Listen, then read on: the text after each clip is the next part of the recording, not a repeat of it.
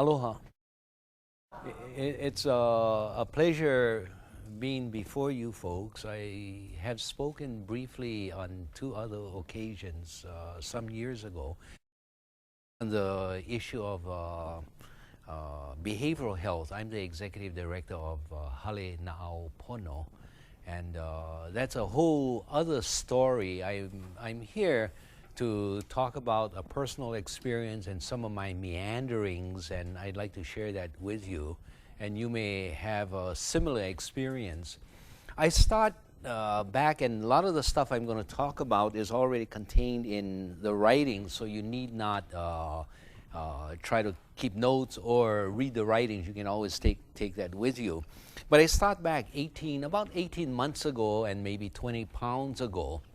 I live up in the valley of Lualualei, and I always practice my Tai Chi in the mornings from 7 to 8 o'clock. So any of you who'd like to come and join, you can come by and learn Qigong and Tai Chi. I had a friend who came out, and as I came down my steps, he was waiting to do some exercise, and I came out and sort of limping. And he said, "Hey, how come you're limping? You know, I'm supposed to be practicing Tai Chi on a daily basis." And I said, "Because I sore, that's why I'm limping." So I said, "How come you sore?" I said, "I don't know, because I sore. You know, how do you explain why you sore?" He says, "What kind of medicine you taking?" I says, "Well, metformin, as for my diabetes." He says, "That's why you sore." I said, "No, you don't understand. I take the medicine to maintain my diabetes." He said, "No, you don't understand. That's why you're still diabetic, right?" I said, "Yeah." He said, "How long you been diabetic?" I said, "Oh, a long time, over 30 years. And you've been taking that medicine?" "Yeah." "You ever wonder maybe the medicine keeping you diabetic instead of healing you?" So it's kind of a twist, a change, yeah? So he said, "Throw the medicine away, eat fruits and vegetables." I said, "You nuts?" He said, "No, you can include nuts if you want, but fruits and vegetables."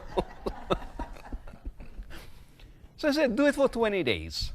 Yeah? No eat all the other stuff. Just fruits and vegetables." And so I went to see my doctor. I said, so the doctor, normally when you go see the doctor, he's going to decide what kind of new medicine he's going to prescribe or make sure that you're not out of supply. So he said, "Okay, I'm going to give you a new supply of all these prescriptions." I said, "Doc, keep your medicine. I'm not going to take your medicine anymore." You know, real brave guy, right? And he says, "What?" I says, "That's right. I'm going on a strict diet of fruits and vegetables." He looked at me, he smiled, and he says, "Never going to happen." I said, "I'm going to prove you wrong, Doc." So I didn't take his medicines. I started eating fruits and vegetables, and in 20 days, I felt much better. You know, sometimes hard when you think, 20 days and I cannot go to my meat and all that stuff. But very similar to what we practice in alcohol and drug addiction. It's not 20 days, it's one day at a time. It's one moment at a time. Every decision you make, you take it one step at a time, and then you can do it. Just like Tai Chi, you know, we do it real slow, right? But take your time going in. It's not, what one of my teachers said, it's not that you completed one exercise. It's that as you move every moment, you enjoy the moment itself. Yeah, I do a lot of exercise, but I can take my time, enjoy the moments myself. And one of my old-time students is May, and another one is Georgia. And of course, Dawn is always there. And once in a while, Mrs. Dawn comes too.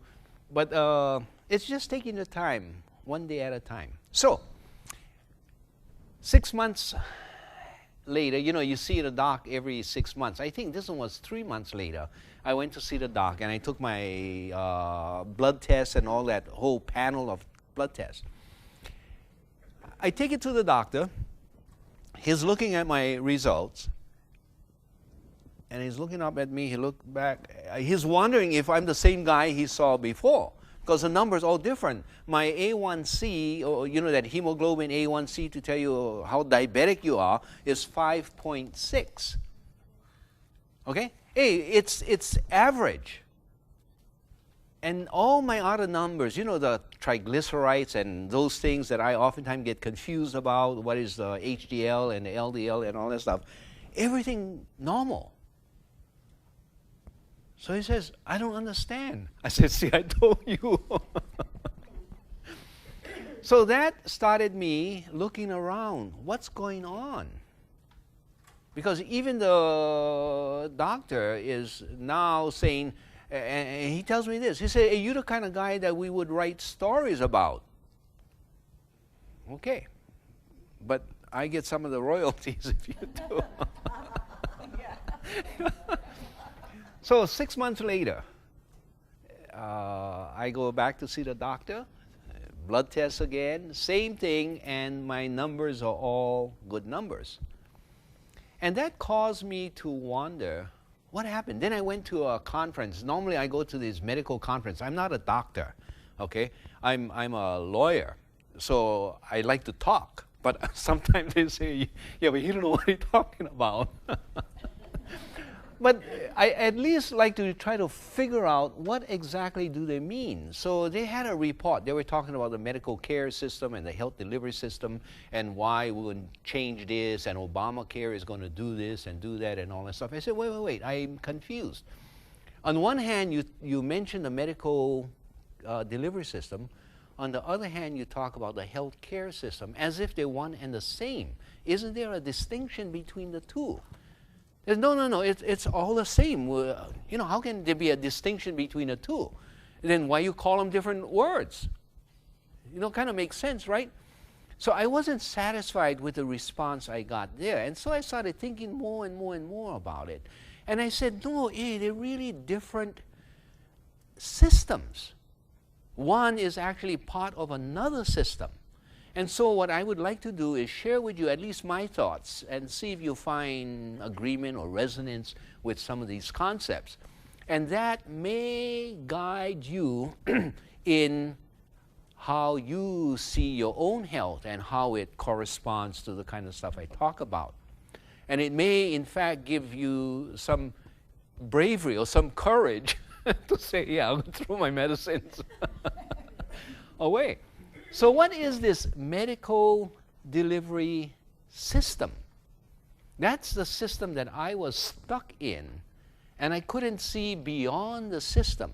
And that system is made up of three basic categories, or three, you know, like a stool, a three-legged stool. That's what it is. First of all, it's a capitalist system. It's a money-generating system. And you have at the very head of it the sales folks. You know, if you have a product, you got to have somebody to sell a product, right? And so I started wondering, who are the sales folks? Oh, and they're the guys who I call doc and nurse and psychiatrist or psychologist or even social workers at times, the people on the front line. But more the people who are pushing the product. You know, they're always giving you products. So you're not really satisfied unless you know you got your scripts or your prescriptions with you. That's the product. And then, or sometimes it's hospitals where you go to the hospital and they provide you all kind of products, whether it's this examination or that test or all the medicines. You know, they're overcharging us by what, over 1,000% for the kind of medicines that they're pushing out. They are the sales arm of the manufacturers, the pharmaceutical organizations, the people who invent different kind of tests, your CAT scan and all these different kinds of tests. And you know how expensive they are? But you get no other place to go. Later on, I'm going to tell you why we are trapped in it. Okay. Well, let me address it right now. It's because within our own philosophy, we have a fear, and that's what they're using against us. It's a fear of death. Yeah? And people don't want to even mention the word death. It's horrible. It's like going to hell. But, you know, it's part of life. Another philosophy sees death as something to celebrate a life, something that is natural and it's going to come. And so you learn to accommodate with it. But this fear of death has driven this system, death and sickness. Okay, so as we get old, we want to be healthy, just like on television. All these models that they have on television, they're very healthy. So they trap us in this system. The first part is a sales side, which is the doctors and the hospitals. The second part is a manufacturing side. And you know, as an executive director at Hale Pono, I've seen a lot of it, where you have different manufacturers of new pills. They come down and they come down with their, they pull a cart, and on the cart get all food, okay? And they're going to give us a free luncheon, and they're going to tell us about this new medicine that they have and how it addresses some kind of schizophrenic episode or depression and all that stuff. And they're always coming out with new products. And then they feed us and they give us a lot of samples, okay? Yeah. And because our community especially are hard to buy, yeah.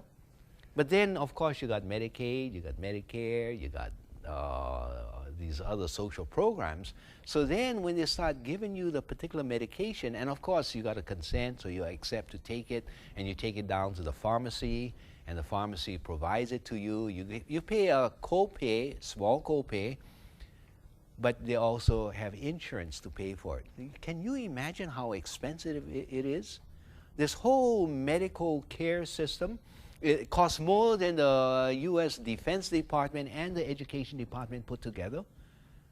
And yet we don't pay very much attention to it. Not enough attention as to how much it's costing us. So there you have the three stages. One, the sales part. The second, the manufacturers, all the ones who are making the medication, or they're creating new technology for testing. And then the third part is the insurance companies that will reimburse the doctors what they call fee-for-service. For every service they do, they send a bill. First they got to get authorization. They send the bill to the insurance company, then they get paid. The insurance company, and they get paid. The next one is the pharmaceuticals who's selling the products, and they paying off, or they get paid off through the purchase. There's a huge amount. It's a whole economy, and what they do is they trap you in that economy. I once asked my physician, I says, hey, you know that Poka doctor down at Chinatown, I want to go see him, because I see that when people go in, all he do is he put his finger on the wrist, and then he may ask you to stick your tongue at him, and then he give you one diagnosis. And then immediately you walk outside, and then they mix all this type of leaves and other herbs and bark and whatever it is, and they tell you, take them home, make on tea. 3 days, you pow. And you keep telling me, oh, I don't know why you get these aches on the knees, or you get this pain and all that stuff. I don't know what to do. And then they try to cut the conversation short, and you're out of the door. Maybe I got to go see somebody else. Oh, no, I'm sorry, we cannot give you a referral. Or if I give you a referral, you will have to pay for it yourself. So what happens is, in this medical delivery system, they trap you, and they're very cohesive. They know exactly the extent that they will allow you to meander outside. Now they're changing the rules, sort of.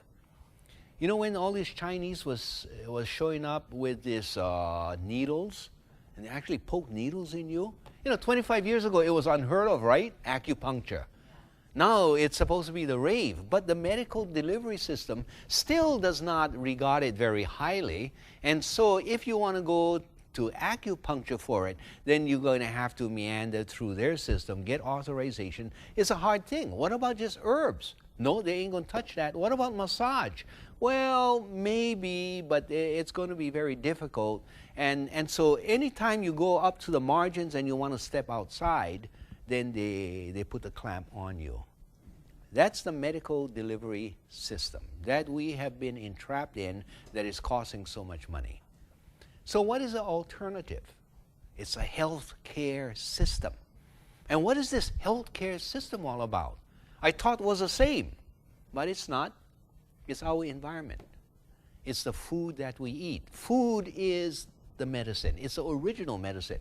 And we change the terms so that we really believe that food is not medicine, but food is our primary medicine. The fresh air that we breathe, the human relationship that we have, the churches that we have, spirituality, those are all the health care system. But we don't regard it as a health care system because we take it for granted. We don't respect it appropriately. The ocean that we have, the cleanliness of the ocean, the fact that we have leisure time to just hear children laughing and playing, that is all medicine. But we don't pay attention to those things. So that's what I have tried to do. Now, what I did in that paper that I handed out, you'll see in the second page, or in the back page, I made columns. And on one side, I have the players in the medical delivery system, and then on the right-hand side, the players in the health care system. Now, I've already talked about the medical delivery system and how it's structured like a hierarchy. At the top of the triangle, you have finance.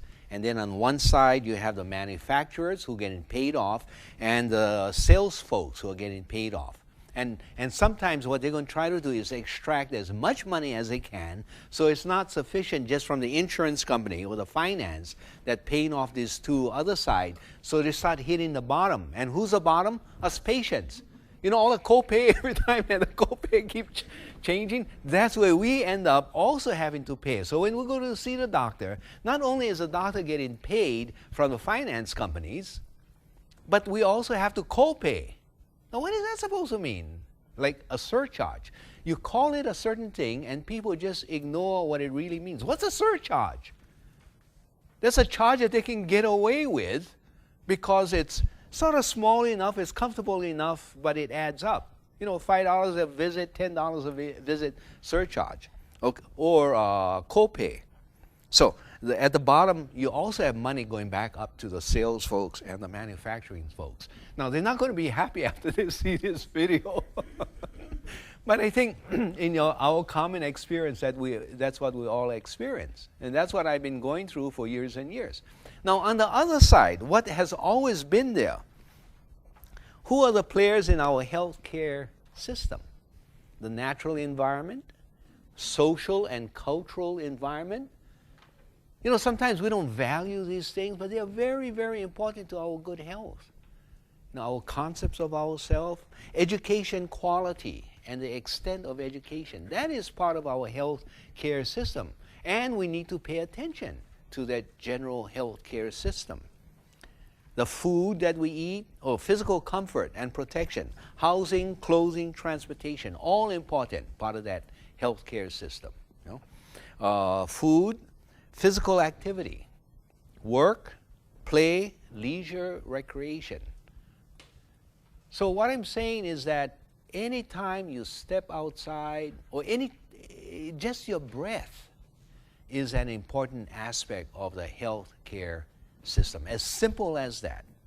Okay? The calmness of the mind and the rest. And it's so much around us, available to us. Spirituality, character development. When I say spirituality, I don't necessarily mean a religion or a particular church, but your sense of yourself and your sense of how you regard a spiritual entity, if you have one, or how comfortable you are with your own self, character development. And too often we don't pay enough attention to that aspect of health. Our children are not being developed in terms of character development. And how do you character develop? By reading, by talking with children, by poetry, by many, many different things. And it's all available to us, but we don't pay attention to it. Ancestry, consciousness, and respect. You know, just the fact that you are a descendant of your ancestors and you pay attention and you respect. A deviation from here. One woman I met at Iolani Palace, she says, Poka, do you know the importance of knowing your genealogy? I says, no, I don't know. And she says, It's important because when you call for help from your ancestors, you don't just say, oh, ancestor, I need your help. It's important that you pinpoint exactly who you're talking about, and you call them by name, and they will respond by name. And she says, let me tell you an experience. My husband has been in a coma for many, many years. We don't know how to get him out. Then in a dream, I dreamt of his grandfather, who I never met before. We were married after the grandfather died. And then I was able to identify who that person was. And he says that you tell my grandson that he better shape up the way he lives, stop the drinking, and he got to commit to it, and then we can bring him out of his coma, and he has to stay in that line. So what you do, you call, and what you do is you call me specifically. And she says only in that way, after all these years, they had given him up for brain dead. He was going to muck it. And so what he did was she did was call the name very specifically. And she says that's why it's important that you know your genealogy. Because if you have to make these calls, you know exactly who to call. Otherwise, they don't know who the heck you're calling, right? Okay, if you say so, I guess you're right. But that too is an important aspect of our healthcare system. Then you have a sense of who you are, where you come from, that kind of stuff. Sometimes we figure it's only Hawaiian stuff, or it's only Chinese stuff, or whatever it is. But it's part of the general healthcare system, and we need to respect it. Included in the healthcare system is a medical delivery system. So I'm not saying just ignore all that Western medical system. No, it has to be part of the overall healthcare system. Later on, I will talk about deep culture, and I'll show you why. But it includes not only Western, but Eastern medicine, Pacific Island medicine, indigenous medicine, community medicine, whatever we create out of the community. How many people we have in our community who's doing massage? How many do you know? Some people know, some people don't know. But they are available in our community. That's part of community health care. Or what about herbs? Someone who can walk you through a garden and say, okay, you need that, or for your diabetes you should do this and all that stuff. There are people in our community. The difficulty is that many of us don't know who they are, where we can find them. Ho'oponopono, who's doing Ho'oponopono? Well, we know it's available. We know somebody must be doing it. Who? And how are I going to get in contact with them? Okay. Waianae Comp. Okay. Yeah, I don't know if they're doing it. At Halina'apono, we also developing, that training and that kind of service. So anyway, as you look down, you have all these different systems. The family and the ohana, that's part of the healthcare system. Soul work. What is soul work? We had a guy who came in to our agency, veteran from Vietnam. And he says, I came over here because the Veterans Administration told me that they cannot help me. They don't know how to help me. The only people who can help is folks at Halina'apono. And so Ho'ipo says, oh, what's the matter with you? He said, well, you see, I left my soul in Vietnam.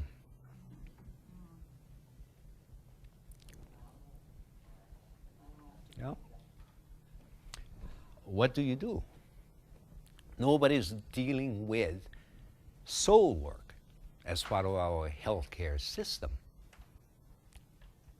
You hear a lot of cases today. It's not Vietnam, but it's what is that? The Iraq War, the Afghanistan war. People coming back, and what are they attributing it to? Post-traumatic stress disorder, PTSD. Okay, very famous, we all know PTSD, and yet you're still getting the suicide rates higher than the people actually getting killed in the war. They're killing themselves. Is that really PTSD, or is it something else that is missing?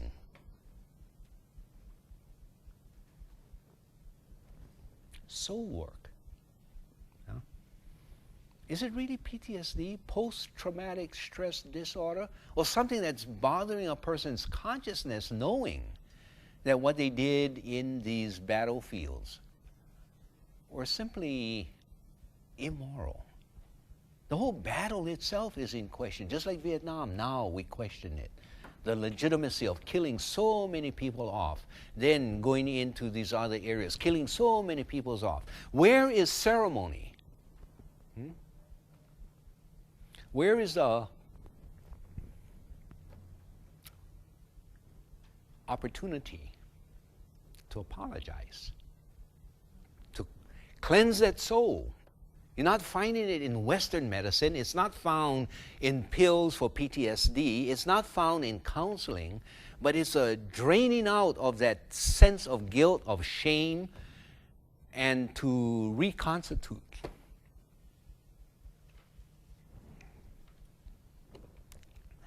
Soul work. Emotional status, again, part of health. And sometimes we become so good at separating things. Oh, that's a behavioral health issue. That's not a physical health issue. But the guy's depression is affecting the physical health. The person's schizophrenia is affecting physical health. You know, the studies show in America, 25 years less in a person's lifespan for those who suffer from serious mental illness. In Hawaii, it's 27.2 years. And yet, when they die, what do they die from? Oh, heart disease, or diabetes, or obesity, or whatever it is, but it's always a physical stuff that they talk about. Why they die out of that? It's because behaviorally, they're on drugs, or they're always depressed, or they're imagining all kind of ghost hunting them, or whatever the reason is. It's a behavioral issue that have direct effect on a person's primary health care. Why are we separating it? Why we say, oh, this is one side, you cannot touch that, you got to go to the other specialists to do that. The comprehensiveness of the system is all screwed up in the Western medical system. You know what they call it? Speciality. You know, I'm not a specialist in this. Hey, it's just my knee. Tell me why my knee is sore. Oh, I need to send you to a knee specialist. But what is a general practitioner good for anyway? It's the whole person, right? The general person. No, but there's a knee yeah, and then I get a referral, and then you're going to pay him X amount of dollars, plus you're going to charge for my visit to you. Oh, why are you arguing? You're already covered by medical insurance. Yeah, but that's why it's so expensive, because you keep jacking up the medical insurance, because the whole system is going nuts. Okay, I know I diverged for too long. And then you have creation stories, dream times, and that a lot of that into culture. And then I heard some people talk about the fish pond and reef ecology. That's part of the healthcare system. We protect our reef. We can go pick limu. We can pick the opihi, and we can pick all of those things. That is a healthcare system. If you say, oh, that's the only healthcare system is what we find in medicine, and you divert all of our attention just to medicine, then when the GMOs come to poison us, who pays attention? Oh, nobody, because we're protected by the healthcare system. What they have done is diverted it simply by a change in word. And they're calling it something else. It's the same way what they did in the U.S., what they did. They called the War Department the Defense Department.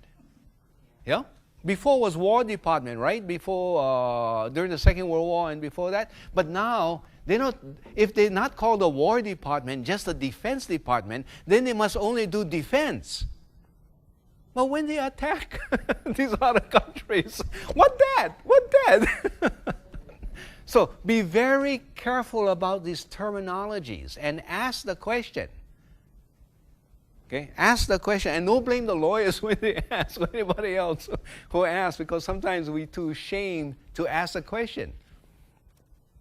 But I admit, I don't know, so I'm going to ask a question. Now, you explain to me. Okay, so anyway, getting back to it. The diagram I showed you with the medical delivery system is a triangle.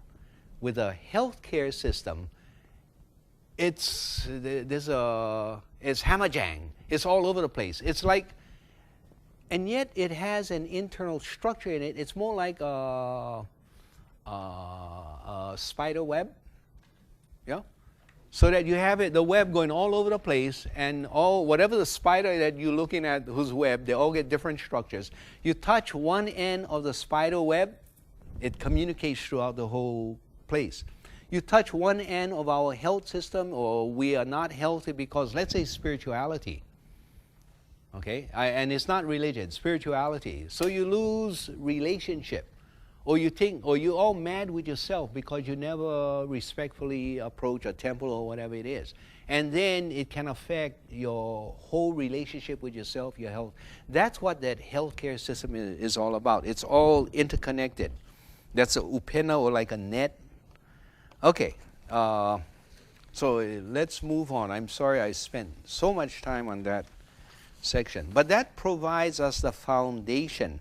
The motivators of the health or the medical delivery system is the kala, the money, the main motivator. But I don't want to be negative about it, because we do have doctors who are not fully appreciating that they are entrapped in that system. They are motivated by patient concerns. They're also motivated by manufacturers, by professionalism, that what is appropriate, what is not appropriate. They are motivated by billing requirements. Hey, you got to provide 40 billable hours a day or a week. And so they're so busy that they got to pump out the billable hours and what they will be reimbursed for, that they don't have time to sit and really get to know you and talk to you and find out the deeper things. They only look right at the surface. And they're going to deal with you for what, 15 minutes? But they spend only 5 minutes in the room. They have you waiting for 15 minutes. And it's all rushed in and out, right? The other one is the manufacturer. What is their motivation? They're corporate America. The motivation is money. And of course, they're going to say, well, we're trying to produce better medicine to keep you healthy and all that stuff. And then they're going to produce other medicine to counteract the other medicine that they gave you. So that you can remain healthy, and then you're stuck on that circle. And of course, finance, insurance companies, and politics also motivate them, not only money. So those are the motivators on one side. The other side, the healthcare system, motivators, longevity. You know, everybody like live long, right? But it's not the only thing. But at least live long is good to have. Life quality. Sometimes people are saying more important than life length, life quality. You know, just pull a plug if I don't have any life quality, which is an appropriate motivating factor. Reputation, pride, capability. Some people are providing us with healthcare services merely because their reputation needs to be protected. Because everybody knows you have a technique for what in Hawaii we call opuhuli. Okay, you know how to straighten out the stomach of the baby so the baby not constantly crying and crying. So if you take the child to a woman or a man who knows how to correct it, they're going to do it, not because of the money, but because they have pride, they have a sense of responsibility, they have a gift, or because of their reputation, or a combination of all that stuff. So those are motivators.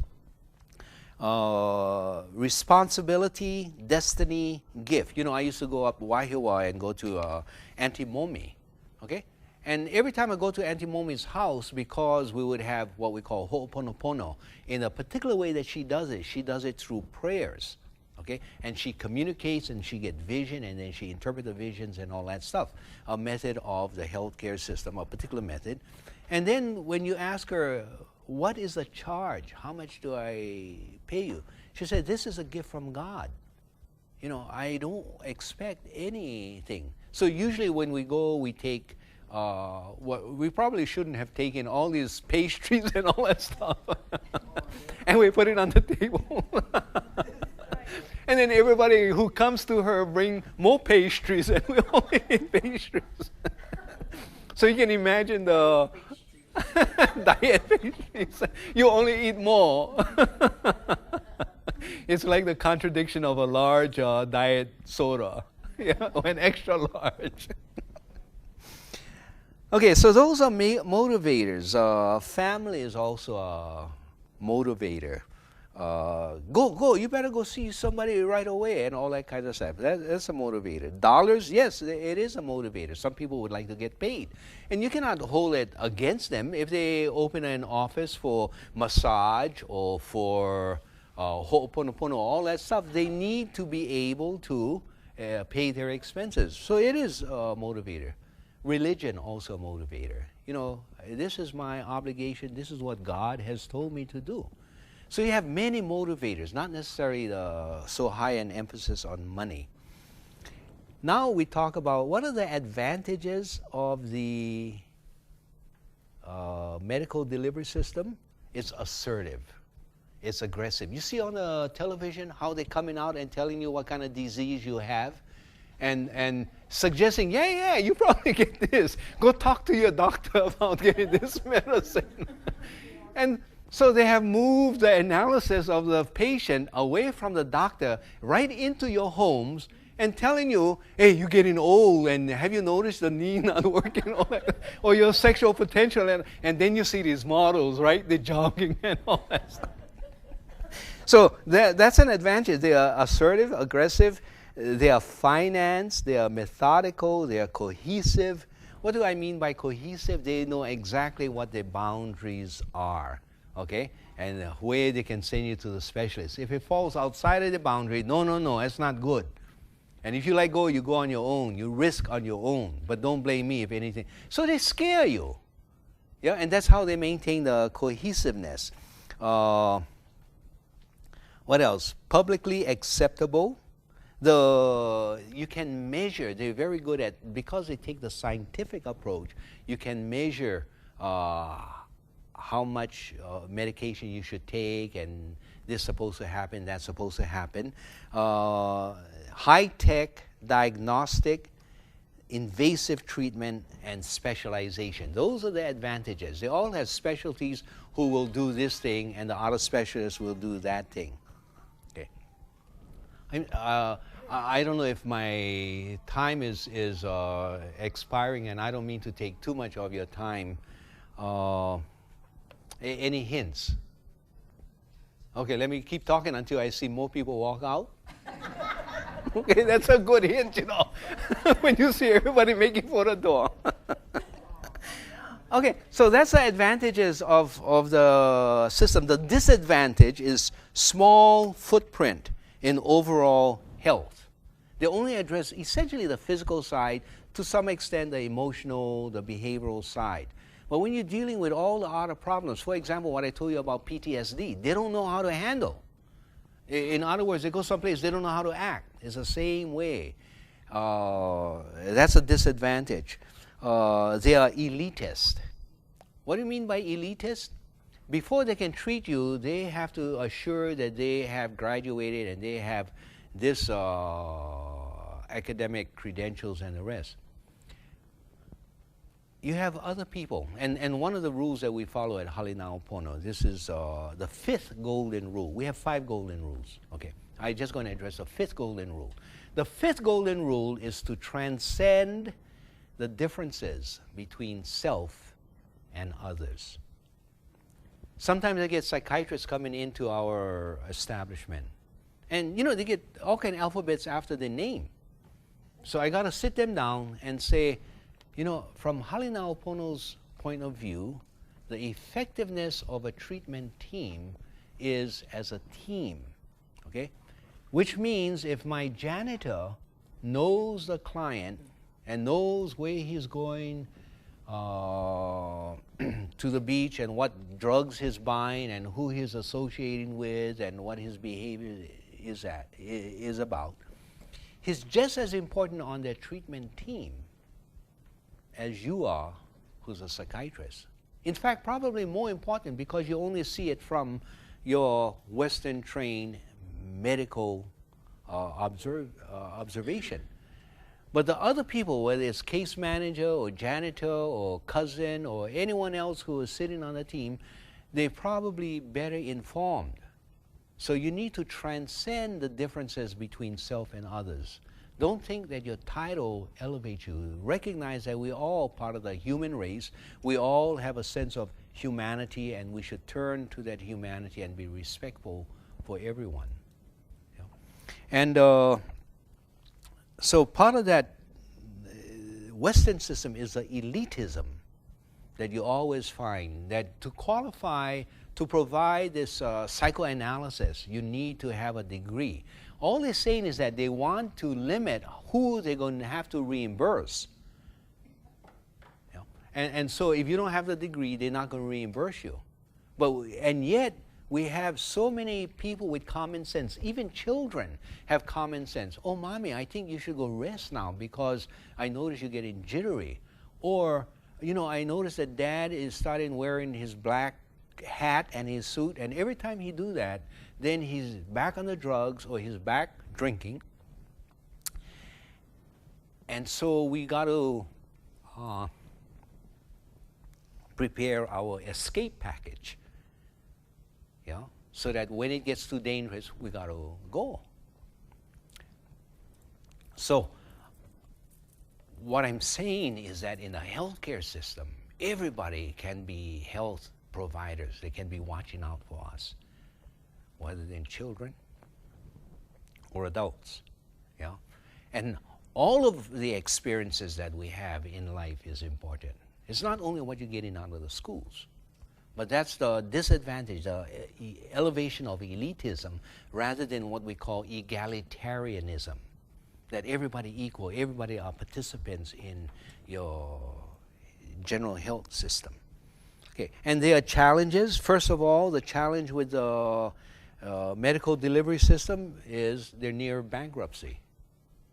You know? And they're bankrupting us, especially with the copay and the cost for insurance.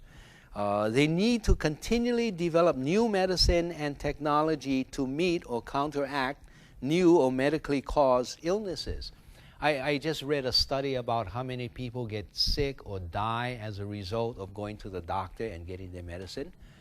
If there's ever rampant illness going on, it's what's happening in the hospitals and what we get as after effects. They don't report that because nobody wants to self-report. But we have so much of that stuff going on. So that's a challenge that they face. And you can read some of the other challenges that I explained there. Very quickly, let's take a jump on the other side. The advantages of the healthcare system. It's integrated. You're taking into consideration all different kinds of stuff. It's holistic. When you look at an individual, you look at a person as a whole person. You're not dividing the person up into the different illnesses or different names. So it's holistic, inclusive, able to pick and choose from a wide variety of practices. Oh, I cannot stand needles. Hey, that's okay. Go see the other guy. He uses acupressure points. Or go see the masseur. You know, there's all kind of availability to us. You know? So it's wide open. Health is a group goal, available, inexpensive, continual awareness. I already said egalitarian. It has a wide footprint. It's low-tech rather than high-tech. Long history in the community. It's proven itself. That's our healthcare system. And I was just telling you folks about, you know, the Chinese doctor and how they're very low-tech, right? As opposed to having all this machinery through you. And it's far more expensive. You get one test from the Western medical system. It's a huge amount of money. You go in to see the Chinese doctor, and what he going to do? He going to talk to you. He going to ask you what's wrong, and he going to start feeling your pulse, looking at, and then you end up paying him what, $15 for a visit, and then he going to give you this prescription, all in Chinese. You know what it is, but too bad. Go learn Chinese. I have one good Chinese friend. He says, hey, you better watch out going down to the Chinese doctor. You don't know what they put in that medicine. You don't know what they're giving you. I said, brother, you know what they put in the pills that you take? It's just a packaging. We don't know what it is. So don't treat them. Powder, yeah. Okay, so what I try to do, and as you go home, you can look at this form and look at the advantages and disadvantages. If you disagree, write to me. You know, put it down and say, I think this is all hogwash, or some other kind words that you may choose. Or if you agree with me, but share at least these thoughts. I will conclude by covering one more thing, and that is, and it applies not only to medicine, but to everything that we do. And that is the subject of deep culture. And maybe some other time we should talk about it separately.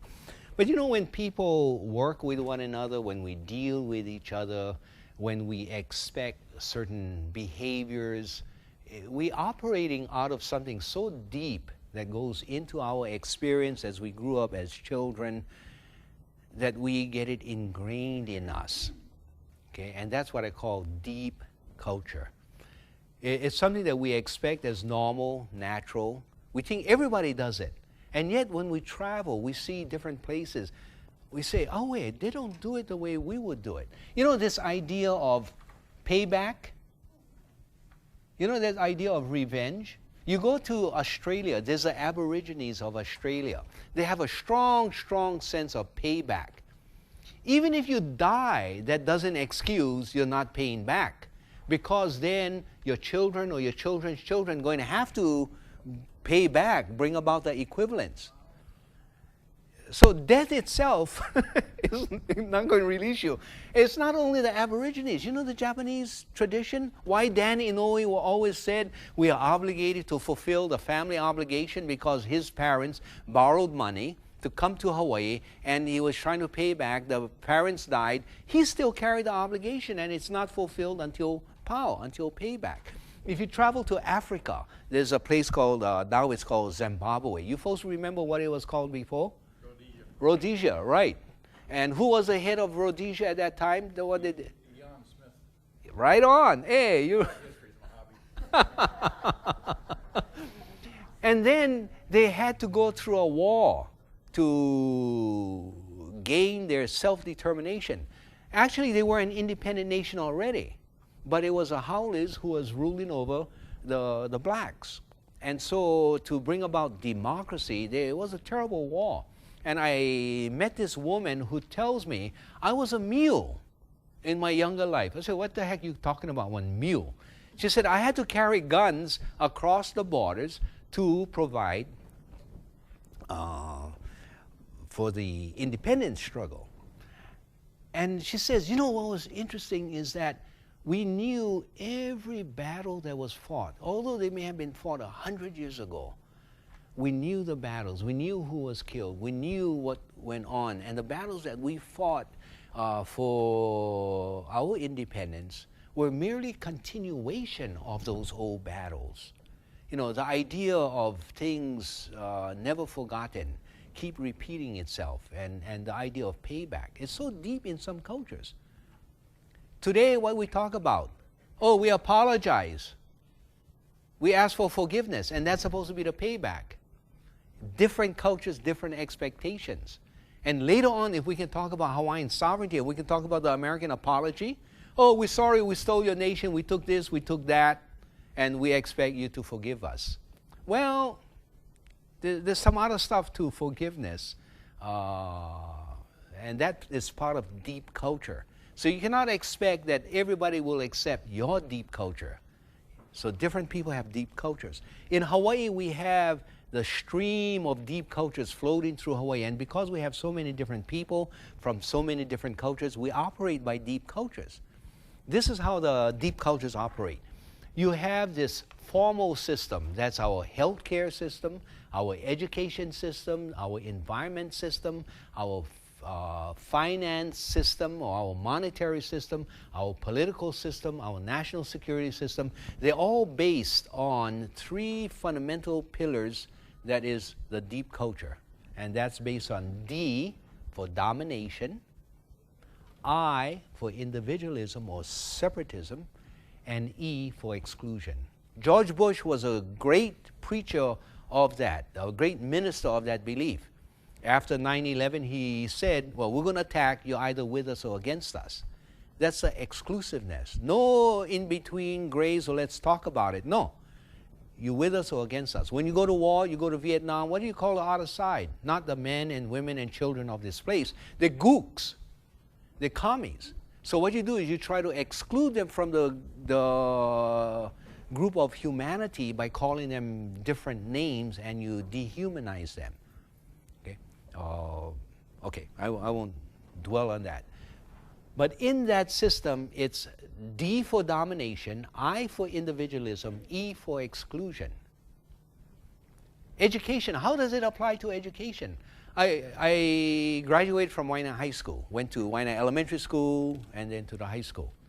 I like to say I skipped intermediate, but actually the high school was an intermediate school when I went there, and then it became only the high school. So I'm sitting in the class, right? I walk in, I'm feeling good, I sit in the back, and then Ho'ipo sit next to me, and the teacher walks in the front, and she said, okay, class, pop quiz today, and she puts a question, 5 questions, and I'm sitting, oh no, not today. I've never been a good student, I never usually read my assignments, and then she go pop up on quiz. Okay, but I get Ho'ipo next to me, okay?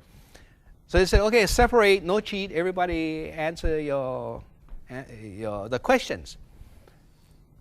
So I'm over there and I say, Ho'ipo, what's the answer for number 3? Ho'ipo says, the answer for number, and she talked loud, right? The answer for number 3. The teacher looks up and she says, Ho'ipo, what you doing? Oh, I'm telling Poka the answer for number 3. And he says, why are you doing that? You're for cheating.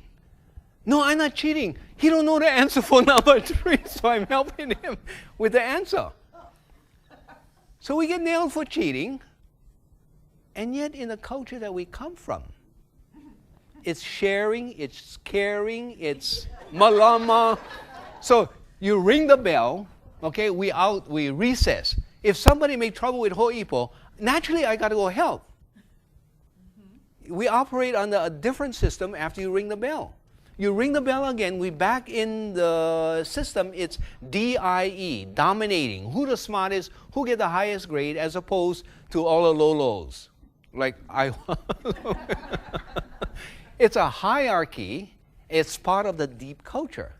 And then exclusion rather than inclusion. And look at all the sports, we're supposed to be having fun, but we're trying to beat the person down to the ground, and then if we lose, we throw rocks. No, it's not how it's supposed to be. Dalai Lama saw volleyball played in America, and he cried. He cried. Why? He says, you know, when we play volleyball, we try to keep the ball up as long as possible.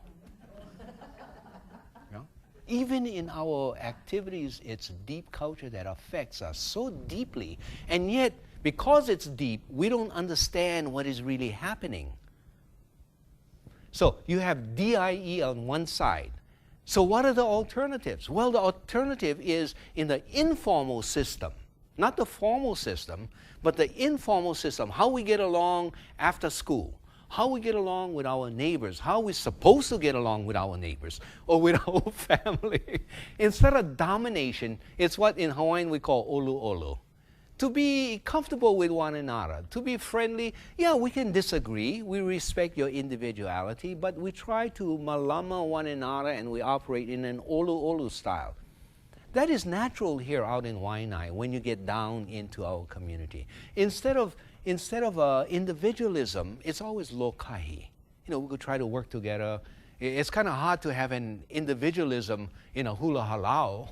Everybody going one way and the other guy going the other way. So it teaches you lokahi. Okay? Instead of exclusion, it's always aloha, to include other people in with a sense of compassion, of caring, of love, and all that stuff. So it's olu olu, lokahi, and aloha. O-L-A. That's the deep culture. So on one hand, you get Dai, deep culture, and on the other hand, we get Ola, deep culture. But we don't realize that, so there's not an effort to incorporate in our formal systems ola, and we leave it as dai. That is where the medical care system is stuck. The way they operate their system is domination. So what do you do with disease? Oh, disease must be bad. We attribute it to the devil, to evil, and we got to kill it off. We got to dominate. It's the same way that they use in battlefields. You heard of the tactic called shock and awe? So overwhelming. That's how Bush went into Iraq. You know, the people of, what is that city, Babylon? It's called Baghdad now. Yeah, they renamed it, yeah? Shock and awe. The people don't understand what's going on, and they're coming in with all these rockets and planes and just bombing the heck, shocking them and putting them back into the Stone Ages. Well, other people say, no, olu, olu. You know, you don't dominate everything, or even what you think is evil. Everything has a right to exist, to live. So you don't nuke your human body so that you can get rid of every cancer cell. But you treat it appropriately, with respect, under the basis that everything has a right to exist. Transcend the differences between self and others and everything that exists. Be respectful of life itself, and don't be judgmental. That's part of the deep culture that seeps into even our medical system. And so in the paper, I try to show you how you can, at least my analysis of why the healthcare system is really an ola system. Olu olu, lokahi, aloha. More comfortable, more soft, more caring. Okay? And so I won't bore you with anything more on deep culture. And I think it's probably time that I should end this talk.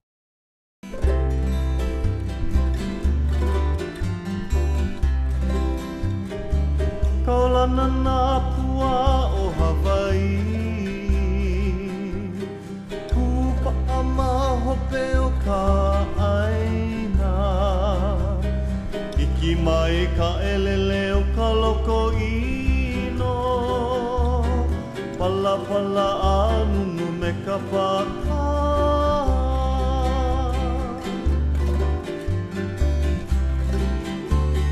Pane mai Hawaii moku o ke ave, Koku ana honoa o Pilani, Ka ko o mai kaua i o